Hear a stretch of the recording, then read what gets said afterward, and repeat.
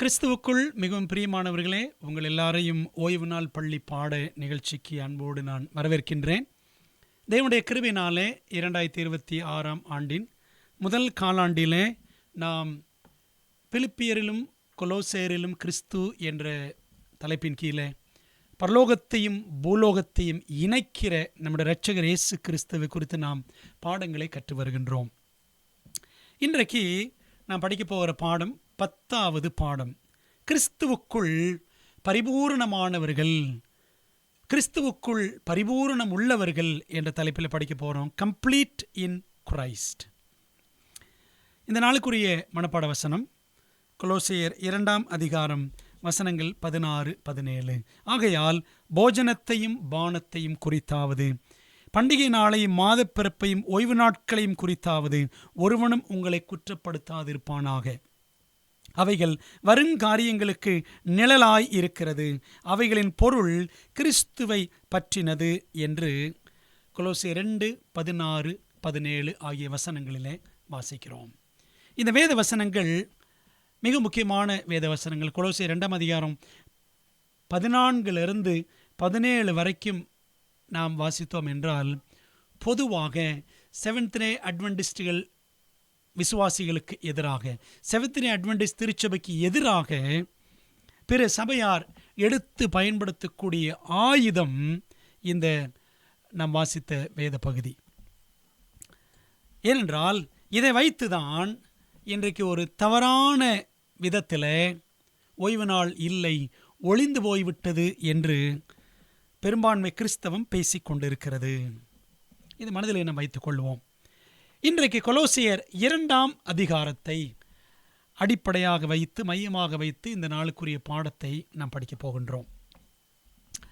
இந்த பாடத்தை நம் ஜெபத்தோடு படிக்கலாமா?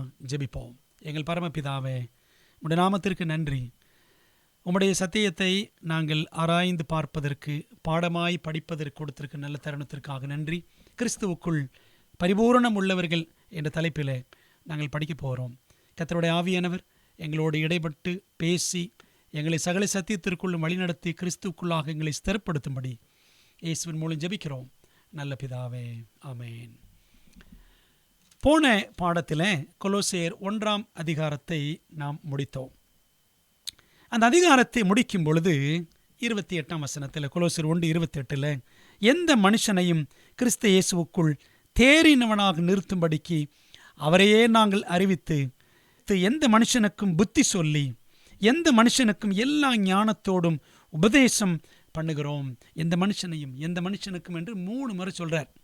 அப்போ பவுலுடைய பாரம், வாஞ்சை இங்கே தெரிகிறது. என்ன அப்படின்னா, எந்த மனுஷனானாலும் சரி, சத்திய உபதேசத்தில் அவன் உறுதிப்பட்டவனாக நிலைத்திருக்க வேண்டும் என்று பவுல் கொலோசை சபைக்கு தன்னுடைய வாஞ்சையை கடிதத்தின் வழியாக எழுதுகிறார். 2ஆம் அதிகாரத்தின் ஆரம்பத்தில் நாம் படிக்கும் பொழுது, 2ஆம் அதிகாரம் 1ஆம் வசனம் பாருங்க. உங்களுக்காகவும் லவோதிக்கியாவில் இருக்கிறவர்களுக்காகவும் சரீரத்தில் என் முகத்தை காணாதிருக்கிற மற்ற எல்லாருக்காகவும் மிகுந்த போராட்டம் எனக்கு உண்டென்று நீங்கள் அறிய விரும்புகிறேன். கொலோசை சபை, லவோதிக்கியாவில் இருக்கிற அந்த சபை, இன்னும் அநேகர், என் சரீரத்தில் என் முகத்தை காணாதிருக்கிற மற்ற எல்லாருக்காக ஒரு பெரிய போராட்டம். பவுல் ஒரு பெரிய போராட்டத்தோடு இருப்பதாக இங்கே தெரியப்படுத்துகிறார். என்ன போராட்டம் அப்படின்னா, சபைக்குள்ளே நுழைந்து கிரியை செய்து கொண்டிருக்கிற கள்ள சகோதரர், கள்ள உபதேசக்காரர்கள் நிமித்தம் அவர் மிகவும் நான் போராடுகிறேன், கலங்குகிறேன், வேதனைப்படுகிறேன் என்பதை அவர் இங்கே சொல்ல வருகிறார். அன்பானவர்களே, இன்னைக்குரிய பாடத்தில் மிக முக்கியமான கருத்துக்கள் என்ன அப்படின்னா, 1, கிறிஸ்துவுக்குள் ஸ்திரமாய் நிலைத்திருக்க வேண்டும், அவருக்குள் தொடர்ந்து வளர்ச்சி அடைய வேண்டும். இது முதலாவது முக்கியமான காரியம். 2வது, கள்ள உபதேசக்காரர்களுக்கு நாம் விலகியிருக்க வேண்டும் என்றால் கிறிஸ்துவை எப்பொழுதும் சார்ந்திருக்க வேண்டும். கிறிஸ்துவுக்குள் சகல பரிபூர்ணமும் உள்ளவராகிய கிறிஸ்துவுக்குள் நாமும் சத்தியத்தின் அடிப்படையில், உபதேசங்களின் அடிப்படையில், அவரோடு கொண்டிருக்கிற உறவின் அடிப்படையில் நாம் நிறைவு கண்டிருக்க வேண்டும் என்பதுதான் இன்னைக்குரிய பாடத்தில் இருக்கிற முக்கியமான கருத்துக்கள். கொலோசியர் 1ஆம் அதிகாரத்தின் கடைசியிலே அவர் சொன்ன அந்த பாரம், எந்த மனுஷனையும் கிறிஸ்துவுக்குள் தேறினவனாக நிலைத்திருக்கணும்னு சொல்லிட்டு நாங்கள் உபதேசம் பண்ணுகிறோம் அப்படின்னு சொன்னாரே. ஆகவே அதை குறித்து விலாவாரியாக இந்த 2ஆம் அதிகாரத்தில் அவர் பேசுகிறார். 2ஆம் அதிகாரம் 2ஆம் வசனம் பாருங்க. அவருடைய இருதயங்கள் தேற்றப்பட்டு அவர்கள் அன்பினால் இணைக்கப்பட்டு பிதாவாகிய தேவனுக்கும் கிறிஸ்துவுக்கும் உரிய ரகசியத்தை அறிந்து கொள்ளுகிற உணர்வின் பூரண நிச்சயத்தினுடைய எல்லா ஐசுவரியத்திற்கும் உரியவர்களாக வேண்டுமென்றே இப்படி விரும்புகிறேன். அதாவது இருதயங்கள் தேற்றப்படணும், இருதயங்கள் பலப்படணும், அவர்கள் ஒருவரோடு ஒருவர் இணைக்கப்பட்டவர்களாக, ஐக்கியத்தில் அன்பினால் இணைக்கப்பட்டவர்களாக இருக்கணும். தேவனுக்கும் பிதாவாகிய தேவனுக்கும் கிறிஸ்துவுக்கும் உரிய அந்த இரகசியத்தை தெளிவாக அறிந்து கொண்டு பூரண நிச்சயத்தோடு கிறிஸ்துவில் நிலைத்திருக்கணும் என்பதை அவர் அங்கே சொல்லுகிறார். ஏன் அவருக்குள்ளே நிலைச்சிருக்கணும் அப்படின்னா 3ஆம் வசனத்தில் அவருக்குள் ஞானம் அறிவு என்பவைகளாகிய பொக்கிஷங்கள் எல்லாம் அடங்கி இருக்கிறது. அவருக்குள்ள தான் நம்முடைய ரட்சிப்பு, நித்திய ஜீவன் என்ற எல்லா காரியங்களும் நிறைவாக அடங்கி இருக்கிறது. அதனால தான் பாருங்களேன், இந்த சத்தியத்தை, சுவிசேஷத்தை, கிறிஸ்துவை பவுல் அறிவித்தார், அதற்காக பயணித்தார், எழுதினார், கடிதங்களை எழுதினார், ஆங்காங்கே மூப்பர்களை, ஊழியக்காரர்களை அவர் ஏற்படுத்தினார் சபைகளை கண்காணிப்பதற்காக. சபைகள் மீது அக்கறை உடையவராக, பாரம் உள்ளவராக பவுல் செயல்பட்டார். பாருங்களேன், 6ஆம் வசனத்தில் சொல்றாரு, ஆகையால் நீங்கள் கர்த்தராகிய கிறிஸ்து இயேசுவை ஏற்றுக்கொண்டபடியே அவருக்குள் வேர் கொண்டவர்களாகவும் அவர் மேல் கட்டப்பட்டவர்களாகவும் அவருக்குள் நடந்து கொண்டு நீங்கள் போதிக்கப்பட்டபடியே விசுவாசத்தில் உறுதிப்பட்டு ஸ்தோத்திரத்தோட அதிலே பெருகுவீர்களாக அப்படின்னும் சொல்றார். இப்போ விசுவாசிகள் கிறிஸ்துவுக்குள் வேர் கொண்டிருக்க வேண்டும். அந்த வேர் கொண்டிருக்கிற அனுபவம், வேர் அப்படின்னால என்ன? ஒரு மரம், ஒரு தாவரம், அதுக்கு தான் வேர் இருக்கும்.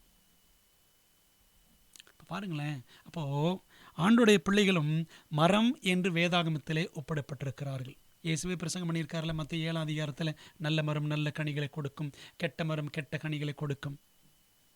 அதே போல ஏசாயா 61ஆம் அதிகாரம் 3ஆம் வசனத்தில் ஆண்டவர் தம்முடைய பிள்ளைகளை கர்த்தர் தம்முடைய மகிமைக்கு என்று நாட்டின நீதியின் விருட்சங்கள், ட்ரீஸ் ஆஃப் ரைச்சஸ்னஸ் அப்படின்னு சொல்லியிருக்கிறார்.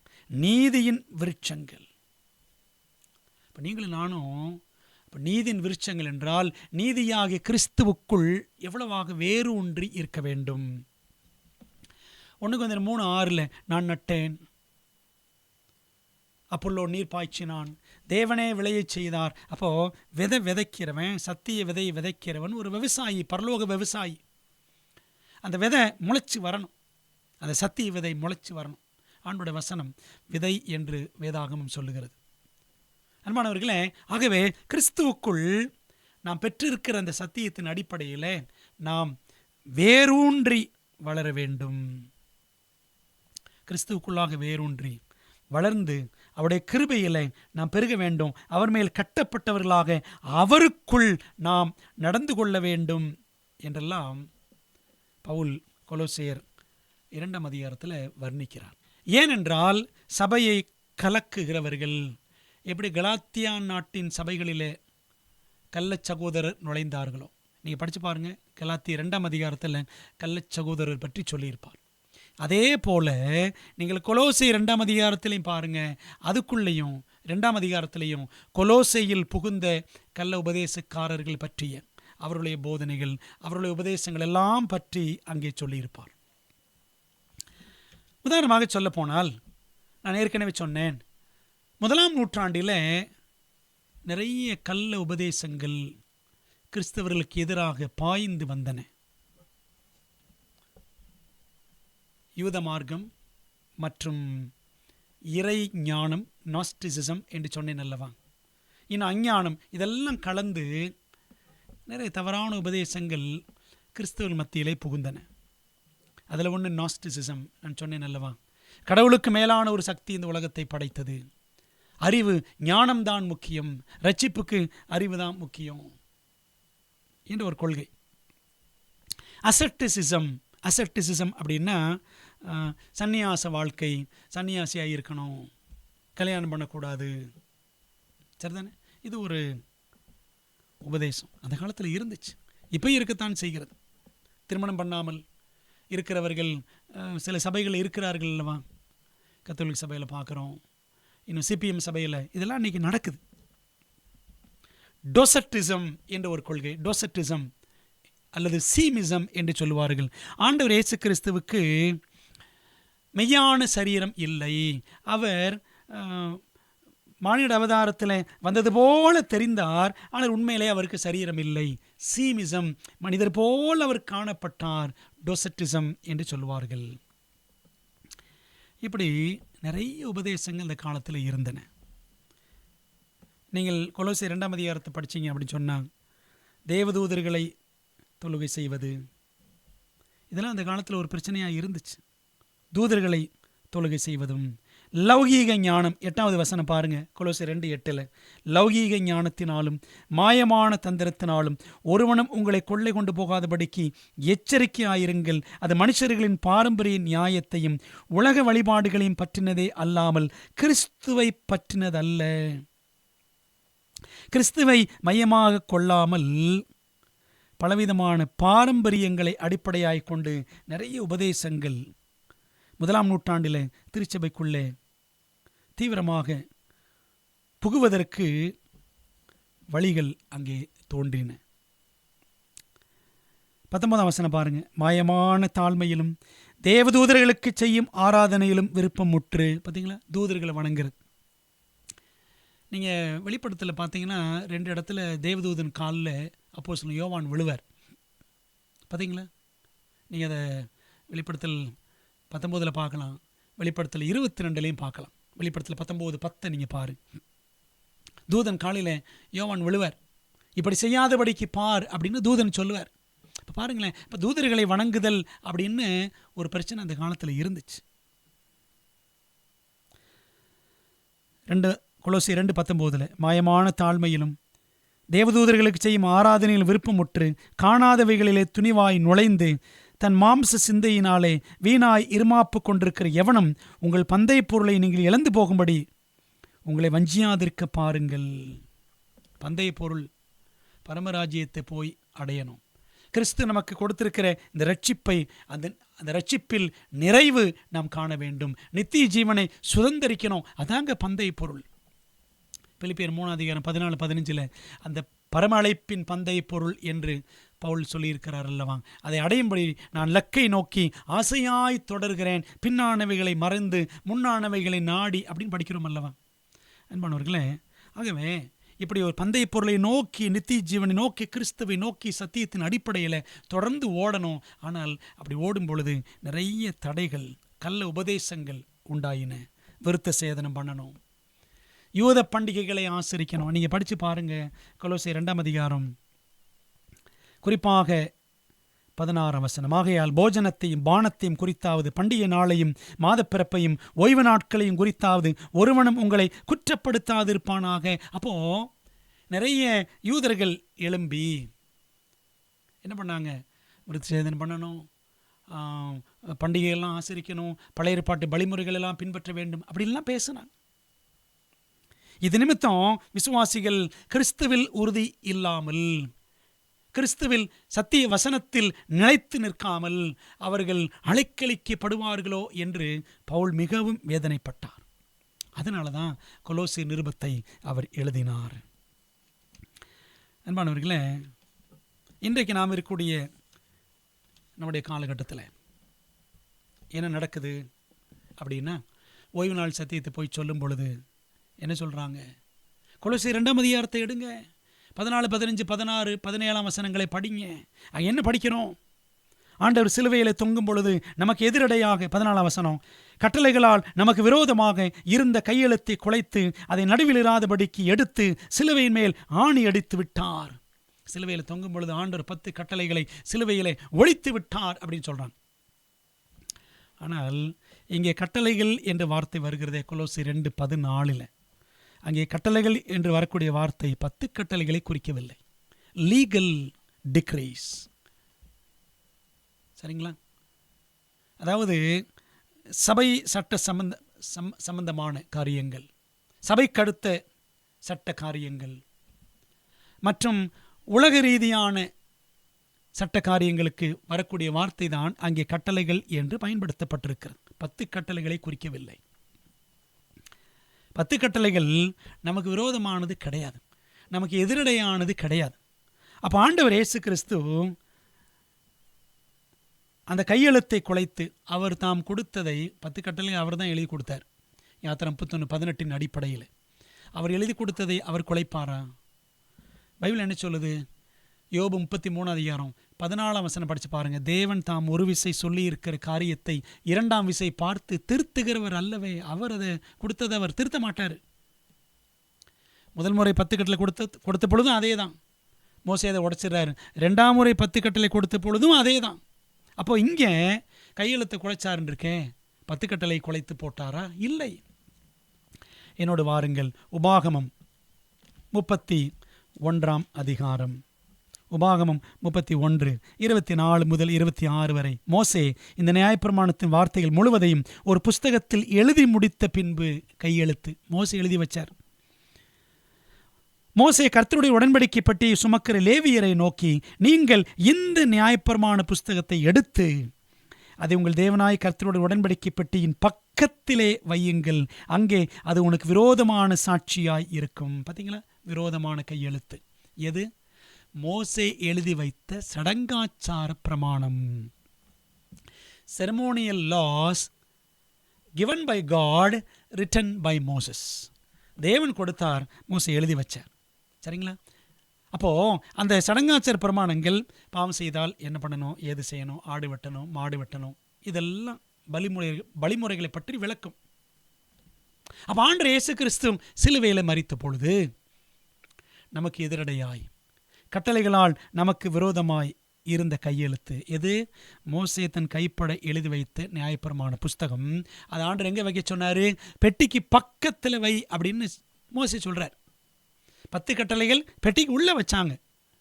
சரிதானே? மோசே எழுதிய நியாயப்பிரமாண புஸ்தகம் பெட்டிக்கு உள்ளே இல்லை, பெட்டிக்கு வெளியில், பெட்டிக்கு பக்கத்தில் வைக்கப்பட்டது. அதுதான் நமக்கு விரோதமானது. அதைத்தான் ஆண்டவர் இயேசு கிறிஸ்து சிலுவையின் மேல் ஆணி அடித்தார். 15ஆம் வசனம், துரைத்தனங்களையும் அதிகாரங்களையும் உரிந்து கொண்டு வெளியரங்கமான கோலமாக்கி அவைகளின் மேல் சிலுவையிலே வெற்றி சிறந்தார். துரைத்தனங்கள், அதிகாரங்கள், தீய சக்திகள், பிசாசின் கூட்டங்கள். சரிங்களா? துரைத்தனங்கள், அதிகாரங்கள் என்பது விழுந்து போன தேவதூதர்களையும் குறிக்கிற பதம்தான். உரிந்து கொண்டு வெளியரங்கமான கோலமாக்கி. ஆண்டவர் மீது குற்றஞ்சாட்டினவன் சாத்தான் அல்லவா? தேவன் அன்புள்ளவர் கிடையாது, நீதி உள்ளவர் கிடையாது, இரக்கம் உள்ளவர் கிடையாது என்றெல்லாம் குற்றம் சாட்டினான். பாருங்க, அதெல்லாம் ஆண்டவர் வெளியரங்கமான கோலமாக்கி தேவன் அன்புள்ளவர் தான் என்பதை அவர் நிரூபித்து காண்பித்தார். சிலுவையிலே வெற்றி சிறந்தார். அப்போ கிறிஸ்து சிலுவையிலே அவர் மரித்த பொழுது நான் படிக்கிறோம் மத்தேயு 27:51 தேவாலயத்தின் திரைச்சீலை மேல் தொடங்கி கீழ் வரைக்கும் 2ஆக கிழிந்தது. பலியையும் காணிக்கையும் அவர் ஒளிய பண்ணினார் என்று தானியேல் 9:27 வாசிக்கிறோம். ஆகவே ஆண்டவர் இயேசு கிறிஸ்து சிலுவையில் மரித்த பொழுது பழைய ஏற்பாட்டு வழிமுறைகள், 1ஆம் உடன்படிக்கைக்கு உட்பட்ட எல்லா காரியங்களும் ஒளிந்து போயின. அவைகள் மேல் ஆண்டவர் இயேசு கிறிஸ்து வெற்றி சிறந்தார். இப்போ பாருங்க 16ஆம் வசனம், ஆகையால் போஜனத்தையும் பானத்தையும் குறித்தாவது பண்டிகை நாளையும் மாதப்பிறப்பையும் ஓய்வு நாட்களையும் குறித்தாவது ஒருவனும் உங்களை குற்றப்படுத்தாதிருப்பானாக. அவைகள் வருங்காரியங்களுக்கு நெல்லாயிருக்கிறது, அவைகளின் பொருள் கிறிஸ்துவை பற்றினது. பாருங்களேன், இந்த வசனத்தில் 16ஆம் வசனத்தில் ஓய்வு நாட்கள்னு படிக்கிறோம். ஓய்வு நாட்கள் என்பது பைபிளில் 2 விதமான ஓய்வு நாள் இருக்கிறது. ஒன்று வாராந்திர ஓய்வு நாள், வீக்லி சாபத், வாரத்தின் 7ஆம் நாள். அதான் 10 கட்டளையில் சொல்லப்பட்டிருக்கிறது. 4வது கட்டளையாக யாத்திரை 20ஆம் அதிகாரம் 8 முதல் 11 வசனங்களில். இன்னொரு ஓய்வு நாள் வருடாந்திர ஓய்வு நாள் அல்லது பண்டிகை ஓய்வு நாள், ஃபெஸ்டிவல் சாபத் ஆர் இயர்லி சாபத். யூதர்களுக்கு 7 பண்டிகைகள், லேவியராகமம் 23ஆம் அதிகாரத்தில் படிக்கிறோம். இந்த பண்டிகை ஓய்வு நாட்கள், எக்கால பண்டிகை, பெந்தேகோஸ்தே பண்டிகை, அப்படி படிக்கிறோம்ல, பஸ்கா பண்டிகை, இதெல்லாம் என்ன செய்யும் அப்படின்னா, வாரத்தில் எந்த கிழமையில் வேண்டுமானாலும் வரும், வருஷம். அப்படி வரும் பொழுது அந்த பண்டிகை எந்த நாளில் விழுகிறதோ அந்த நாள் பண்டிகை ஓய்வு நாளாக, வருடாந்திர ஓய்வு நாளாக அனுசரிக்கப்பட்டது. அது ஞாயிற்றுக்கிழமை வரும், திங்கட்கிழமை வரும், எப்போ நாள் வரும், சரிங்களா? ஆனால் அந்த காலத்தில் கிழமைகள்லாம் கிடையாது. புரிதவங்களுக்கு 1ஆம் நாள் 2ஆம் நாள் அப்படித்தான் கணக்கிட்டார்கள். அன்பான தேவ பிள்ளைகளை, இங்கே இந்த கொலோசையர் 2ஆம் அதிகாரத்தில் நான் பார்க்கிறது 16ஆம் வசனத்தில் சொல்லப்பட்டிருக்கிற எல்லாமே பழைய ஏற்பாட்டின் பலிமுறைகளுக்கு அடுத்த, ஆசரிப்பு கூடாரத்திற்கு அடுத்த காரியங்களை சுட்டி காட்டுகிறது.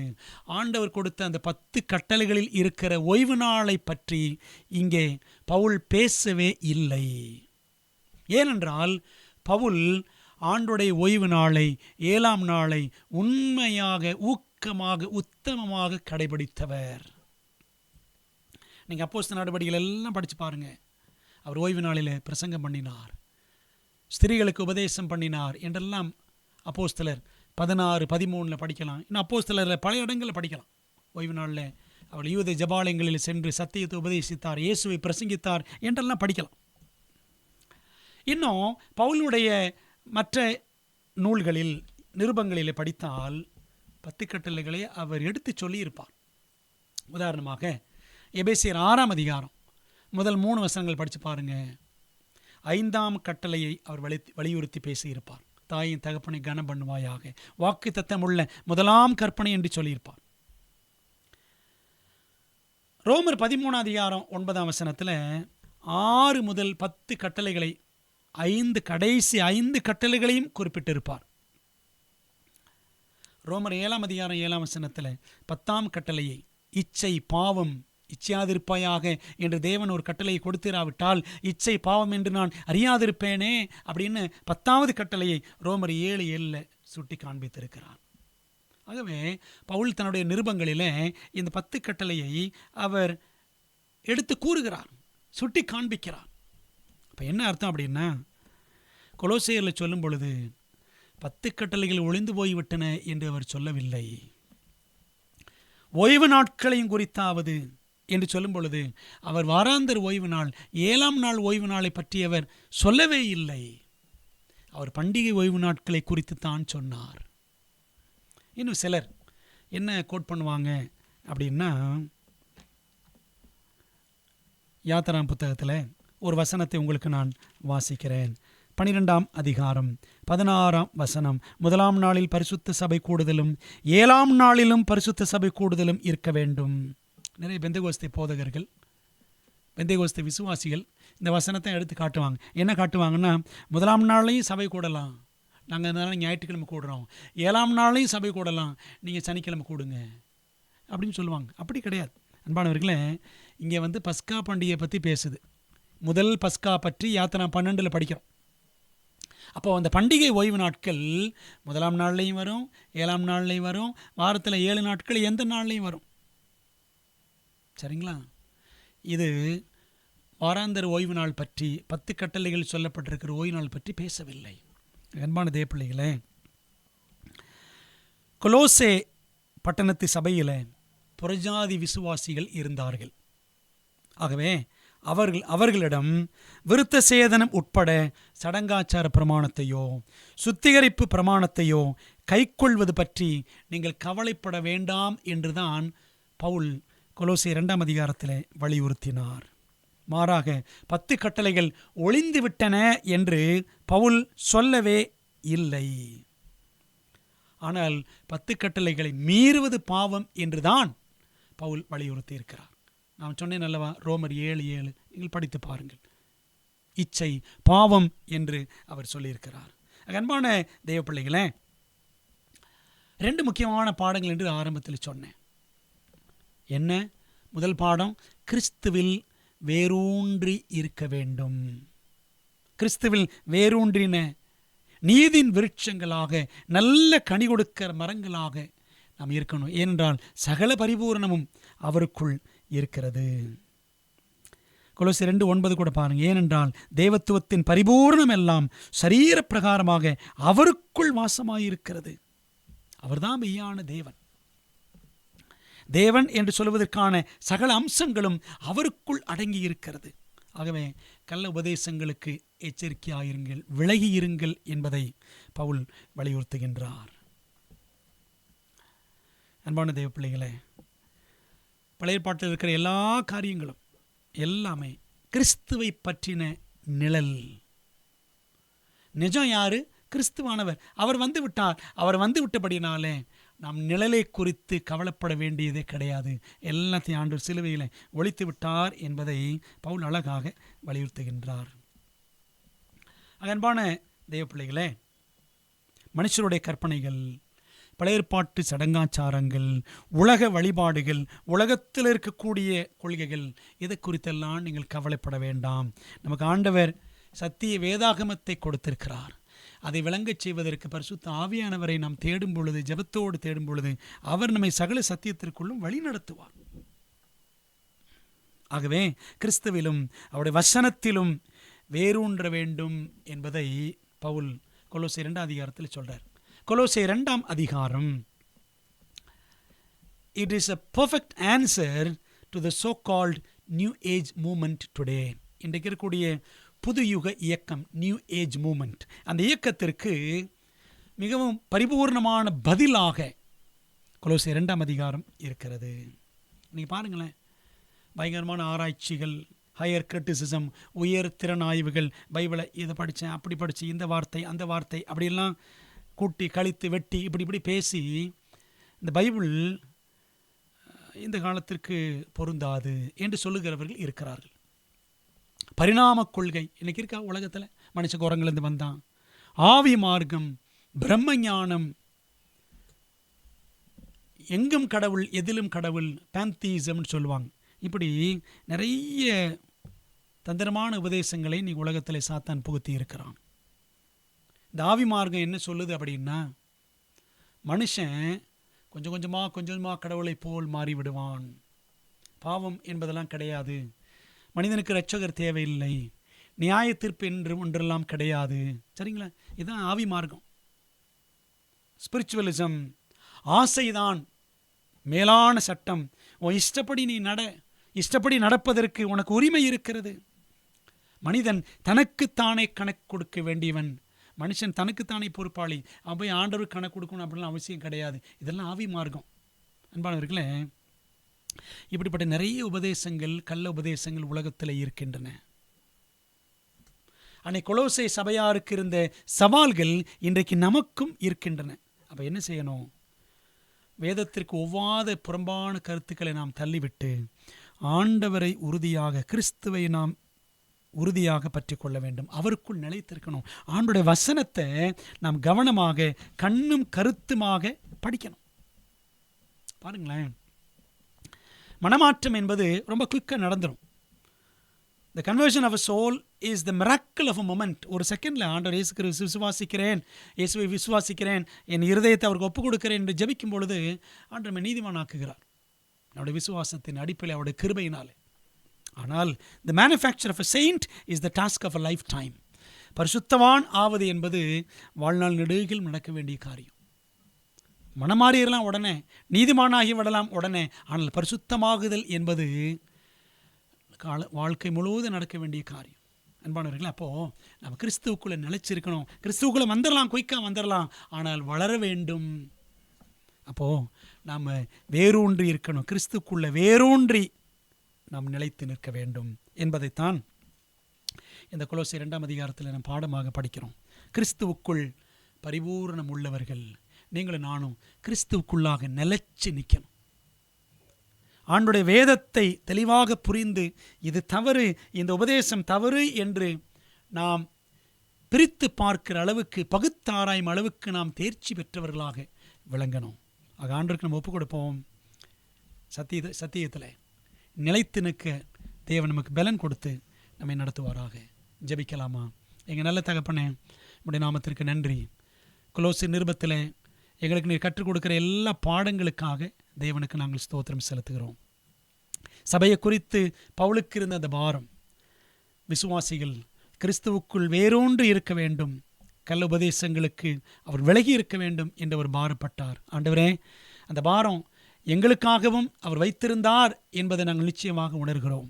நாங்களும் ஆண்டவரே கிறிஸ்துவுக்குள் நிலைத்திருந்து, கிறிஸ்துவுக்குள் பரிபூரணம், கிறிஸ்துவுக்குள் பக்குவம் அடைகிறவர்களாக எங்களை மாற்றும். எங்களை சாட்சியாய் உமக்கென்று காத்து கொள்ளும். பிசாசின் எல்லா தந்திரங்களுக்கும் எங்களை விலக்கி ஏறலும், ஆசீர்வதியும். எங்கள் அருமை மீட்பர் இயேசுவின் நாமத்தில் ஜெபிக்கிறோம் நல்ல பிதாவே, ஆமேன். அன்பானவர்களே, கர்த்தர் உங்களை ஆசீர்வதிப்பாராக. ஆமேன்.